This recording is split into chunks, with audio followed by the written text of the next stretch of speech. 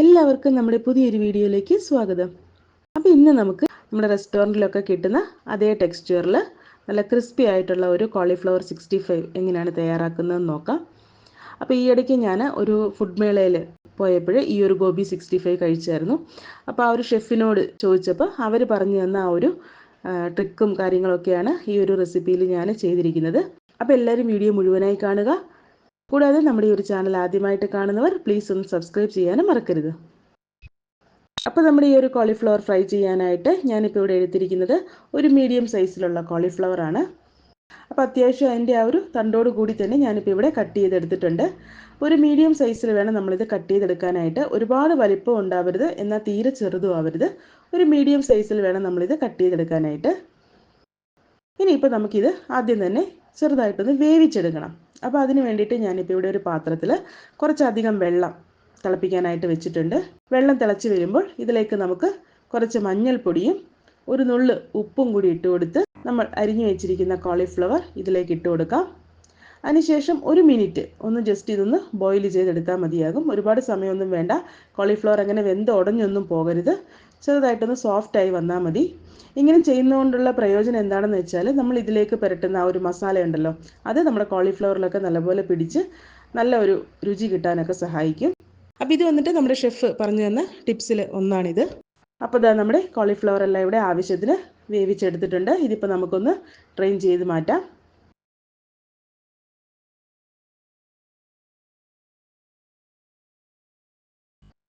ഇനിയിപ്പോൾ നമുക്ക് ഇതിന് വേണ്ടിയിട്ടുള്ള ഒരു മസാല തയ്യാറാക്കിയെടുക്കാം. അതിനായിട്ട് ഞാനിപ്പോൾ ഇവിടെ ഒരു ബൗളിലേക്ക് 1/2 കപ്പ് കോൺഫ്ലവർ ആണ് ചേർത്ത് കൊടുക്കുന്നത്. അതോടൊപ്പം തന്നെ നമുക്കിതിലേക്ക് ഒരു 2 ടേബിൾ സ്പൂൺ അളവിൽ കടലമാവ് ചേർത്ത് കൊടുക്കാം. അപ്പോൾ നമ്മൾ ഇതിലേക്ക് എടുക്കുന്ന ആ ഒരു പൊടിയിൽ ഏറ്റവും കൂടുതലായിട്ട് കോൺഫ്ലവർ ആണ് വേണ്ടത്. എങ്കിൽ മാത്രമേ നമ്മുടെ ഈ ഒരു കോളിഫ്ലവർ നല്ല ക്രിസ്പി ആയിട്ട് ഇരിക്കുകയുള്ളൂ. അപ്പോൾ അടുത്ത ടിപ്സ് എന്ന് പറയുന്നത് ഇതാണ്. കോളിഫ്ലവർ ഫ്രൈ ചെയ്യുന്ന സമയത്ത് നല്ല ക്രിസ്പി ആയിട്ടിരിക്കണമെങ്കിൽ കോൺഫ്ലവർ വേണം നമ്മൾ കൂടുതലായിട്ട് ചേർക്കേണ്ടത്. ഇനി ഇതിലേക്ക് നമുക്ക് എരിവിന് ആവശ്യമായ മുളക് പൊടി ചേർത്ത് കൊടുക്കാം. ഞാനിപ്പോൾ ഇവിടെ ഒരു 1.5 ടീസ്പൂൺ അളവിൽ മുളക് പൊടി ചേർത്ത് കൊടുക്കുന്നുണ്ട്. ഞാനിപ്പോൾ ഇവിടെ കാശ്മീരി മുളക് പൊടിയാണ് ചേർത്ത് കൊടുത്തിരിക്കുന്നത്. അങ്ങനെയാകുമ്പോൾ നമ്മുടെ കോളിഫ്ലവറിന് അത്യാവശ്യം നല്ല കളറും എന്നാൽ അധികം എരിവും ഉണ്ടാവില്ല. പിന്നെ ഞാൻ ഇതിലേക്ക് പ്രത്യേകിച്ച് ഫുഡ് കളർ ഒന്നും ചേർത്ത് കൊടുക്കുന്നില്ല. അല്ലാണ്ട് ആ ഒരു മുളക് പൊടിയുടെ കളർ മാത്രമാണ് ഇതിലുള്ളത്. അപ്പോൾ ഫുഡ് കളറൊക്കെ ചേർക്കണമെന്നൊരിക്കലും നിങ്ങൾക്ക് ചേർത്ത് കൊടുക്കാവുന്നതാണ്. ഞാൻ പക്ഷേ ഇതിലേക്ക് ഫുഡ് കളർ ഒന്നും ചേർക്കുന്നില്ല. അല്ലാണ്ട് തന്നെ നമുക്ക് അത്യാവശ്യം നല്ല കളറിൽ തന്നെ കിട്ടും ഈ ഒരു കോളിഫ്ലവർ 65.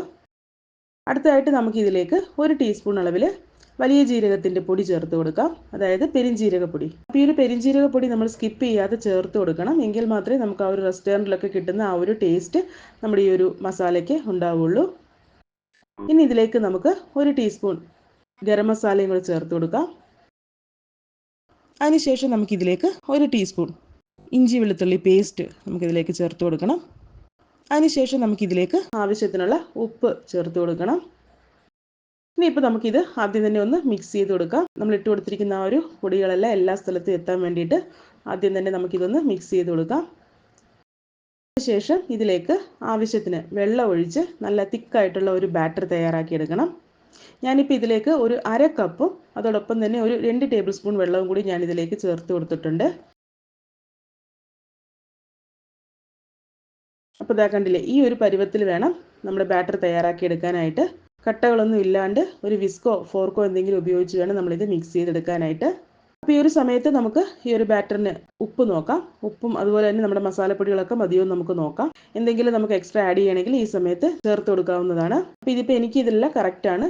ഇതിലേക്ക് നമുക്ക് നേരത്തെ തയ്യാറാക്കി വെച്ചിരിക്കുന്ന ആ ഒരു കോളിഫ്ലവറും കൂടെ നമുക്ക് ഇതിലേക്ക് ഇട്ട് കൊടുത്ത് നല്ലപോലെ ഒന്ന് മിക്സ് ചെയ്തെടുക്കണം.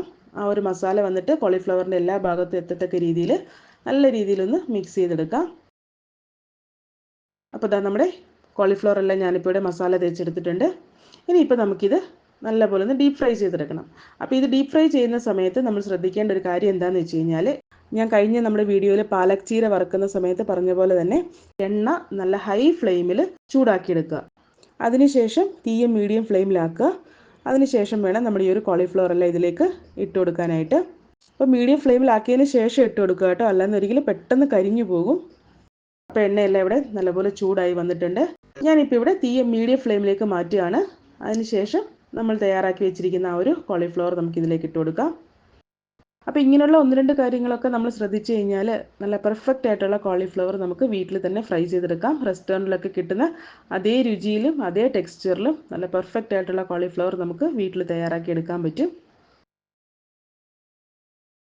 അപ്പോൾ ഇതാ നമ്മുടെ ആദ്യത്തെ ബാച്ച് കോളിഫ്ലവറെല്ലാം ഇവിടെ ഫ്രൈ ചെയ്തെടുത്തിട്ടുണ്ട്.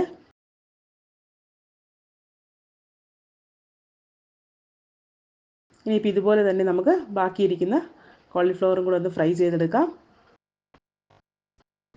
അപ്പോൾ ലാസ്റ്റ് ഞാൻ ഇതിലേക്ക് നെടുകെ കീറിയ പച്ചമുളകും അതുപോലെ തന്നെ കുറച്ച് കറിവേപ്പിലയും കൂടെ ഒന്ന് വറുത്തെടുക്കുന്നുണ്ട്. ഇതും കൂടി നമ്മുടെ ആ ഒരു കോളിഫ്ലവർ കഴിക്കുന്ന സമയത്ത് ഇതും കൂടി ചേർത്ത് കഴിക്കുകയാണെങ്കിൽ നല്ല ടേസ്റ്റിയാണ്. പച്ചമുളകിന് വന്നിട്ട് അധികം എരിവൊന്നും ഉള്ളതല്ല, എരിവില്ലാത്ത മുളകാണ് ഞാനിവിടെ എടുത്തിരിക്കുന്നത്. അപ്പോൾ ഇത് വന്നിട്ട് നമുക്ക് സോസിൻ്റെ കൂടെയൊക്കെ കൂട്ടി കഴിക്കാൻ വളരെ ടേസ്റ്റിയാണ്. അപ്പോൾ ഇതാ ഇത്രയേ ഉള്ളൂ, നമ്മുടെ ക്രിസ്പി ആയിട്ട് റെസ്റ്റോറൻറ്റിലൊക്കെ കിട്ടുന്ന അതേ രുചിയിലും അതേ ടെക്സ്ചറിലും നല്ല പെർഫെക്റ്റ് ആയിട്ടുള്ള കോളിഫ്ലവർ 65 ഇവിടെ റെഡി ആയിട്ടുണ്ട്. അപ്പോൾ ഞാനിതിൽ ഫുഡ് കളറൊന്നും ചേർക്കാത്തത് കൊണ്ടാണ് ഈ ഒരു കളറിൽ വന്നിരിക്കുന്നത്.